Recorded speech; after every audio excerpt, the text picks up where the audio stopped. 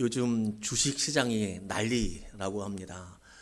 주식이 너무 시장이 좋아서 예전에 주식을 하지 않던 사람들까지도 많이 이제 주식 시장으로 들어왔습니다. 여러분 어떻게 주식 좀 올랐습니까? 많이들 올랐다고 하는데 그 와중에서도 떨어지시는 분들도 있더라고요. 그 와중에서도 주식이 이렇게 호황인데 해리라고 하는 게 있습니다. 해리가 있으면 또 누가 있을까요? 해리가 있으면 셀리가 있죠. 해리와 셀리가 있었는데 이게 사람의 이름이 아니에요. 사람의 이름이 아니고 우리 에버랜드에 있는 이제 원숭이, 침팬지 이름이 해리와 셀리예요. 이 원숭이들 해리와 셀리가 인간하고 대결을 합니다. 인간하고 대결을 하는데 어떤 대결을 하냐면 주식을 해서 누가 더 큰 수익을 보느냐. 그것을 놓고 대결을 해요. 우리 같은 일반 사람이랑 대결하는 것이 아니라 펀드 매니저들하고 전문가하고 대결을 하기 시작했습니다. 원숭이는 글씨를 모르니까 250개의 탁구공에 다 회사 이름들, 주식 이름들 다 써갖고 집어넣습니다. 그래서 원숭이들한테 3개를 뽑게 합니다. 그래서 3개씩 두 마리 원숭이가 뽑았고 주식 펀드 매니저 이 사람들에게도 3종목씩 오를 수 있는 것을 뽑으라고 했습니다. 그래서 나중에 6개월 뒤에 누가 더 수익을 많이 냈느냐 그 대결을 벌친 거죠. 그렇게 대결을 시작되었는데 3개월 뒤에 수익을 비교하고 또 6개월 뒤에 수익을 비교했는데 누가 1위를 했을까요? 원숭이일까요? 사람일까요? 사람이에요. 원숭이가 1등 했어요. 해리가 1등 했어요. 2등은 누가 했을까요? 셀리가 있어요. 이게 수익률 1위, 2위를 다 원숭이가 한 거예요. 원숭이가. 여러분 이 이야기 들으면 어떻습니까? 어떤 생각이 드십니까? 집에 원숭이를 키워야겠구나. 뭐 이런 생각이 드십니까? 아니죠. 주식시장은 진짜 알 수가 없다 이런 생각이 또 들기도 하죠. 그런데 여러분 이런 생각 그 생각을 조금 더 발전시켜 보면 사람이라는 존재가 그렇구나 라고 하는 것을 우리는 알 수 있습니다. 인간은 참 지혜로운 존재입니다. 하나님께서 인간에게 그렇게 지혜를 주셨고 지식을 허락해 주셨습니다. 그렇지만 동시에 자신들이 만들어 놓은 그 주식시장에서 자신들이 제도화해 내온 그 주식시장에서도 정말 침팬지도 못 이기는 것라고 하는 것보다 무작위로 선정했던 그 우연도 못 이기는 것이 바로 인간이라고 하는 것이죠. 인간은 많은 일을 하기도 하지만 수많은 일을 하기도 하지만 또 수많은 일을 못하기도 합니다. 많은 것을 알고 있기도 하지만 비교할 수 없을 정도로 많은 것을 모릅니다. 하나님께서 일하시는 방법이 있습니다. 그 중에 많은 것들은 인간의 이성으로 설명이 됩니다. 인간의 이성으로 설명이 돼요. 이해가 됩니다. 그러나 더 많은 것들은 인간의 이성으로는 이해할 수 없는 그런 일들이 생기기도 합니다. 자신들이 만들어 놓은 제도 안에서 원숭이들한테도 지는 존재가 인간입니다. 아무리 공부를 많이 했다고 해도 무작위로 뽑는 그 탁구공, 그 회사를 보고서 더 수익을 못 내는 것이 인간이기도 합니다. 하물며 이런 인간이 하나님의 역사와 하나님의 그 일하심을 다 이해할 수 있다라고 하는 것은 어불성설입니다. 여러분 기억하시기 바랍니다. 기독교는 신비주의일까요? 아닐까요? 우리는 신비주의는 아닙니다. 그러나 기독교에는 신비가 있습니다. 우리는 신비를 보고 따라가고 우리는 기적을 보고 따라가고 기적 때문에 하나님을 믿고 하는 존재는 아니지만 분명히 기독교 안에는 신비, 기적이 있다는 사실입니다. 인간의 이성으로는 도저히 이해할 수 없는, 알 수도 없는 그런 신비, 그것의 최정점이 무엇이 있냐면 바로 부활이 있습니다. 부활. 우리 기독교는 반이성이 아니라 초이성입니다. 이성에 반대하는 게 아닙니다. 이성을 뛰어넘는 하나님을 인정하는 것이 바로 우리 기독교입니다. 사람은 오늘 본문 3절의 말씀처럼 죄에 빠져서 하나님께 버림받을 수밖에 없었습니다. 진노의 자식이었습니다. 심판의 대상이었습니다. 어느 누구라고 할지라도 단 한 사람이라도 하나님께 심판받지 않을 사람은 없습니다. 사람들 사이에서는 조금 선한 사람이 있고 조금 착한 사람이 있고 선행을 많이 한 사람들이 있고 뭐 악행을 많이 하는 사람들이 있겠죠. 사람들 사이에서는 그럴 수 있습니다. 서로 비교할 수 있습니다. 그러나 절대적으로 선하신 하나님 앞에 인간 누구라도 서면 자신의 죄악 때문에 그것을 감당하지 못합니다. 그래서 하나님 만나면 죽는다고 하는 겁니다. 그래서 많은 사람들이 하나님의 음성을 듣고 하나님을 체험할 때 무엇이라고 고백하면 감사합니다 보다도 하나님 난 이제 죽었구나. 나를 떠나소서. 이렇게 고백하는 것은 인간이 하나님 앞에 설 수 없는 악한 존재라고 하는 것 때문입니다. 절대적인 신 앞에서 모두 똑같은 죄인입니다. 심판받을 수밖에 없는 죄입니다. 심판은 잔혹합니다. 비극입니다. 그런데 이런 우리에게, 이런 인간에게 기적 같은 일이 벌어집니다. 우리 4절 5절 말씀 함께 읽겠습니다.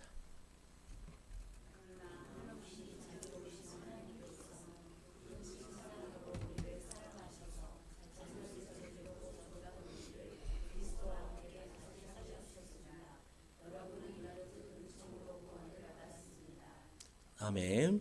4절 말씀 무엇이라고 시작합니까? 그러나.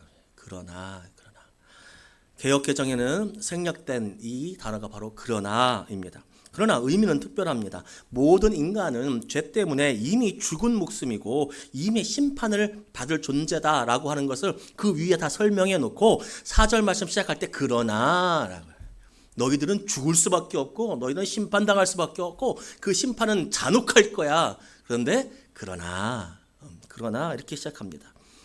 그리고 그 다음에는 죽었던 예수님과 함께 우리를 다시 살게 해주셨다라고 말씀하고 있습니다. 이미 심판받을 존재다. 그러나 이렇게 심판으로 끝나는 것이 아니라 예수님과 다시 부활함으로써 너희들이 기쁨을 누리게 될 것이다 라고 말씀하는 것이죠. 오늘 본문에서 우리에게 주시는 몇 가지 의미, 부활의 의미를 찾아보도록 하겠습니다. 첫 번째 의미는 예수님께서 죽으셨다가 다시 살아났다는 것을 오늘 본문을 통해서 알 수 있습니다. 예수님은 십자가에서 죽으셨습니다. 정말 죽으셨습니다. 그리고 3일 만에 부활하셨습니다. 어떤 사람들은 예수님께서 십자가에서 죽지 않았다고 말합니다. 그렇게 생각합니다. 기절했다고 얘기합니다. 왜 기절하는 거예요? 탈진했다, 기절했다. 이렇게 말하는 것은 무엇 때문일까요? 왜 예수님께서 십자가에서 죽지 않고 기절했다고 말을 하고 그렇게 생각하고 그렇게 믿을까요? 왜냐하면 다른 게 아닙니다. 죽은 사람은 다시 살아날 수가 없기 때문입니다. 그것이 바로 인간의 한계입니다. 그 인간의 한계를 뛰어넘지를 못하는 겁니다. 그래서 예수님은 십자가에서 죽으신 것이 아니라 잠깐 기절했다가 무덤에서 옮기니까 다시 깨어난 거야. 그렇게 이야기합니다. 또 어떤 사람들은 이렇게 이야기합니다. 예수님의 시체, 무덤은 비어 있잖아요. 무덤은 비어 있으니까 도대체 그러면 시체가 혼자 움직였다는 말인데 그게 말이 안 되니까 예수님의 제자들이 예수님의 시체를 몰래 빼돌렸다고 이야기합니다. 이것은 성경에 나와요. 성경에 이제 대제사장과 장로들이 그 예수님의 무덤을 지키고 있던 경비병들이 그들에게 찾아와서 예수님이 없다고, 시체가 없다고. 그러니까 이 대제사장들이 깜짝 놀라는 거예요. 아니 그럼 다시 살았단 말인가? 이게 큰일 났잖아요. 그러니까 그 사람들한테 이야기합니다. 사람들한테 가서 말하기를 예수님의 제자들이 훔쳤다고 얘기해라. 그래서 그 소문이 쫙 돌았어요. 그렇게 얘기한 겁니다. 여러분 왜 훔쳐갔다고 왜 그렇게 제자들에게 탓을 돌릴까요? 한 가지입니다. 인간은 죽었다가 다시 살아날 수가 없기 때문입니다. 그게 받아들여지지 않은 겁니다. 어떤 사람은 커슴 레이크라고 하는 신학자는 이렇게 이야기합니다. 예수님이 부활하신 무덤이 비었다. 이게 명백한 증거잖아요. 제자 그 앞에 돌로 받고 경비병이 있는데 시체가 그냥 혼자 나갔다. 이게 명백한 이제 사실이거든요. 무덤이 비었다는 것은. 근데 이게 인간의 이성으로는 이해가 안 되는 거예요. 다시 살아났다는 것이. 그래서 이 신학자는 이렇게 얘기합니다. 다른 것이 아니라 예수님의 무덤을 여인들이 너무 슬퍼가지고 다른 무덤으로 착각했다고 얘기합니다. 착각설입니다. 무슨 얘기인지 아시겠죠? 예수님이 돌아가셨어. 십자가에 돌아가신 걸 봤어요. 너무 슬프니까 무덤을 찾아서 갔더니 그 무덤이 비었어. 근데 거기는 예수님의 무덤이 아니고 이 사람들이 슬퍼갖고 착각한 것이다라고 말을 하고 다니는 거죠. 근데 그것도 좀 그렇습니다. 아리마대 사람 요셉이라는 사람, 그 사람이 무덤 주인인데 누구나 다 알고 있는데요.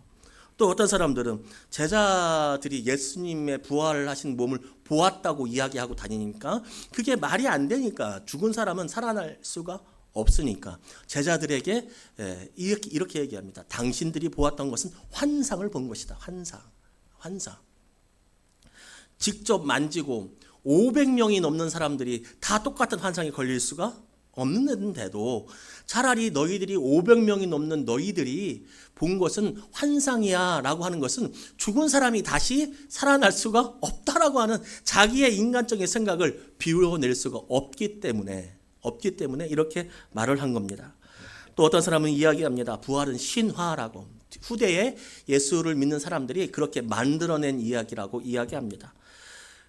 사건 직후, 부활 사건 직후에 생생한 증언들이 있고 그 무엇보다 예수님의 제자들이 그 절에는 예수님을 버리고 도망갔는데 예수님의 부활을 보고서 그 뒤로부터는 제자들의 삶이 바뀌어서 오히려 예수를 위하여 죽으러 갔거든요.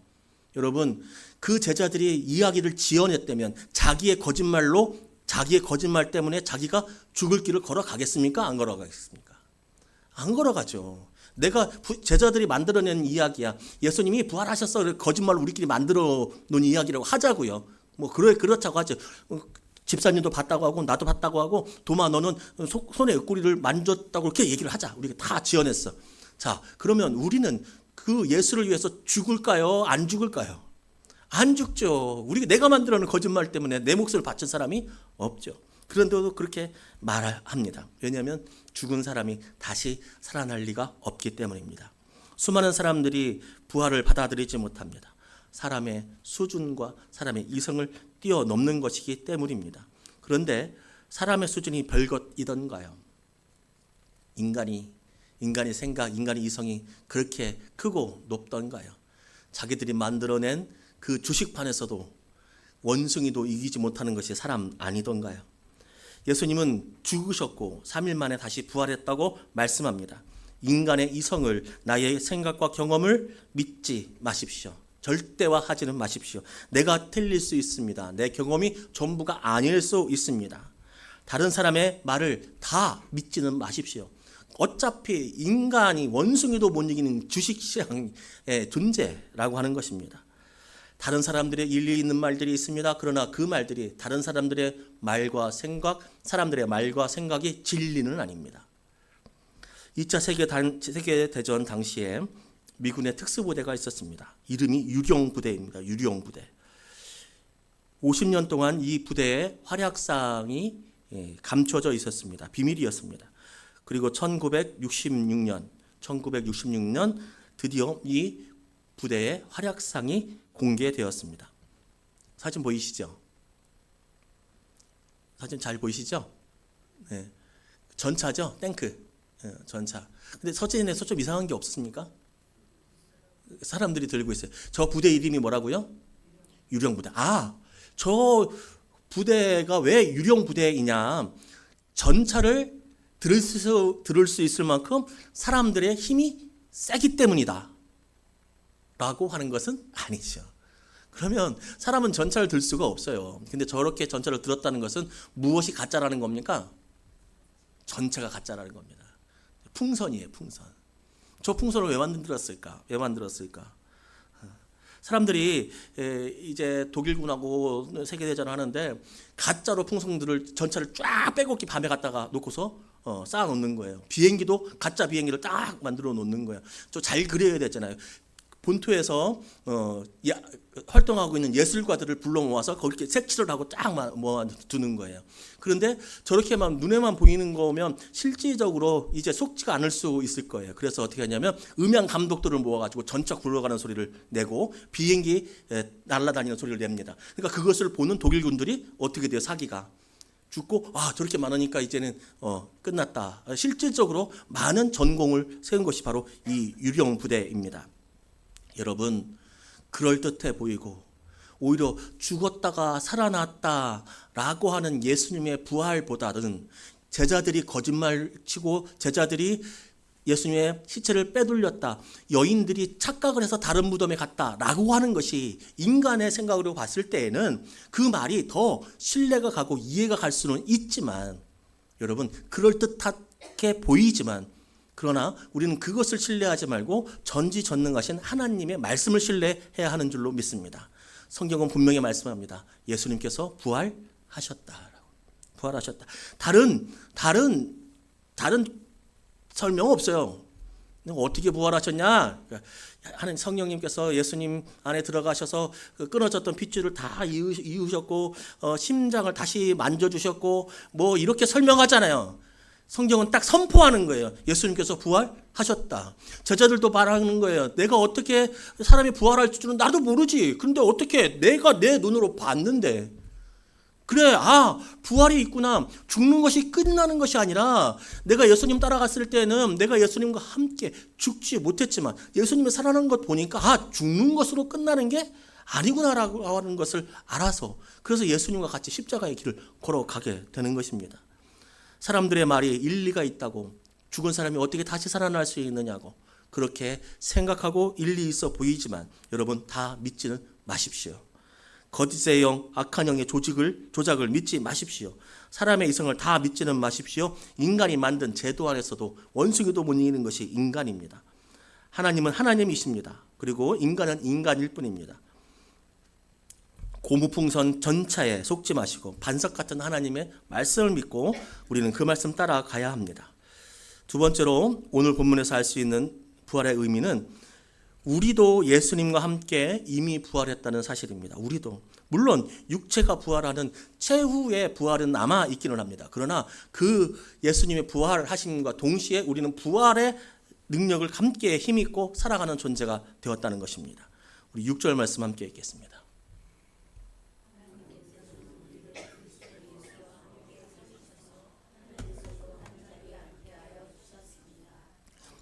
예수님께 부활하셨듯이 우리도 이미 부활했다고 말씀하고 있습니다. 우리가 예수님 안에 있으면, 예수님의 십자가의 죽음과 부활을 믿으면 우리는 이미 부활을 살아가는 사람들입니다. 부활은 무엇입니까? 사람은 한가할 수 없는, 사람은 저항할 수 없는 그 죽음의 세력, 죽음의 힘 앞에서 사람은 무너질 수밖에 없는데, 그것을 깨치고 나온 것이 부활입니다. 그것을 깨치고 나온 것이. 우리는 이미 죽음을 이긴 사람들입니다. 이미 성경은 말씀합니다. 하늘에서도 한자리에 앉게 해주셨다. 이미 우리는 천국에서 한자리에 앉아 있다는 것이죠. 우리는 하나님 나라를 이미 살아가고 있다는 것입니다. 죽음은 두렵고 이길 수가 없는 것이 바로 우리입니다. 그러나 우리 예수님께서 죽음을 이기셨듯이 죽음도 이기신 분이 우리가 당하는 고난과 역경을 못 이기실 리가 없습니다. 하늘에서 한 자리에 앉아있는 우리가 이 세상 것들에게 질 수 없습니다. 주님의 도우심으로 우리는 죽음과도 같은 고통과 고난과 이 문제를 가지고 살아갑니다. 그러나 우리는 이미 하늘의 백성, 하늘의 자녀입니다. 문제가 있는 것도 사실이지만 우리가 하늘의 자녀, 하늘의 권세를 받은 그 하나님의 자녀로서의 권세를 누리며 살아갈 수 있는 것도 사실이라는 것입니다. 그러니 고통과 죽음과 고난을 두려워하기보다 그 죽음을 이기실, 그 내 앞에 있는 고난을 없애주실, 그리고 내 앞에 있는 고통을 변하여 은혜로 바꾸실 하나님을 기대해야 합니다. 두려워하지 말고 기대함으로. 어떻게 그럴 수가 있어요? 어떻게 그럴 수가 있어요? 내가 힘들어 죽겠는데 지금 숨이 턱턱 막혀갖고 내일이면 잔금 치료해야 되고, 팔려고 내는데 팔리지도 않고, 건강은 건강대로 힘들고, 어떻게 그럴 수가 있냐고, 어떻게 그럴 수가 있느냐고. 그런데 여러분, 그것은 우리의 생각, 우리의 이성이지만 하나님께서는 죽음을 이기셨듯이 우리의 모든 고통과 고난을 이기시고 참 평강의 은혜로 바꾸어 주실 것입니다. 오늘 본문은 마지막으로 말합니다. 우리가 이미 부활했다. 너희들이 이미 부활했어. 이미 죽음의 권세를 너희들이 이겼어. 그러니 너희들이 이미 하늘을 살아가는 거야. 너무 염려하지 마. 너무 힘들어하지 마. 아파하지 마.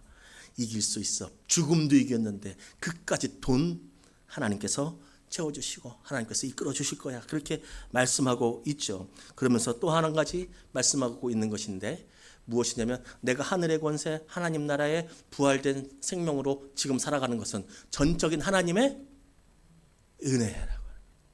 전적인 하나님의 은혜. 믿으면 되는 겁니다. 믿으면. 근데 이렇게 말하니까 어떤 분들이 그렇게 얘기하더라고요. 뭘 그렇게 쉽냐고. 뭐 그렇게 쉽냐고. 좀 부활의 은혜를 맛보기 위해서는 좀 어려워야 되는 거 아니냐고. 뭘 그렇게 쉽냐고. 그런데 오늘도 본문에서는 분명히 말씀하고 있습니다. 너희들의 노력이 아니라 하나님의 은혜였다. 하나님이 우리를 긍휼히 여겨주셨다라고 하는 거예요. 여러분, 내가 하나님을 믿기 위해서 한 것이 있다는 얘기에 없다는 거예요. 그리고 오직 전적인 누구의 은혜라는 거예요? 하나님의 은혜라는 거예요. 나는 예수님을 믿을 작정하고 내가 할 수 있는 것이 사람은 아무것도 없다. 그런데 그럼에도 불구하고 내가 하나님의 말씀, 그래 부활이 있구나라고 믿게 된 존재는 내 은혜가 아니라 하나님의 은혜인데, 그렇게 본다면 지금 밖에서 예수를 모르는 사람들, 아무것도 하나님에 대해서 한 것 없는 사람들, 교회에서 한 것 없는 사람들, 그 사람들도 구원받을 수 있다는 거예요, 없다는 거예요?